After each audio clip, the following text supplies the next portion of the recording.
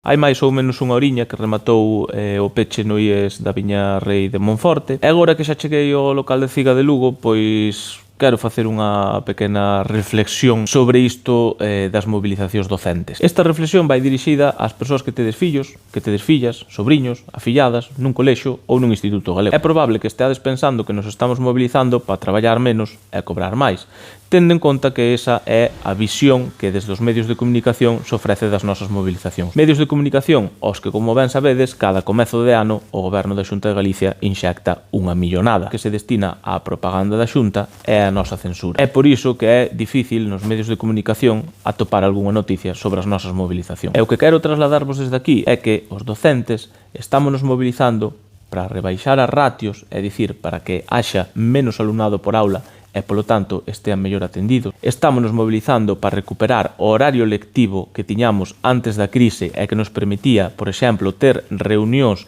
do equipo docente que non fan outra cousa que mellorar a calidade e a atención que se lle dá ao alumnado. Estámonos mobilizando para pedir que se doten os centros con máis profesorado de audición e linguaxe fundamentais para atender o alumnado con necesidades educativas especiais. Estámonos mobilizando para que nos reduzan a burocracia e o tempo que empregamos nela o poidamos empregar, por exemplo, en preparar mellor as clases. En definitiva, estámonos mobilizando para que o teu fillo, a túa filla, o teu sobriño ou a túa afillada teñan a educación pública que se merece.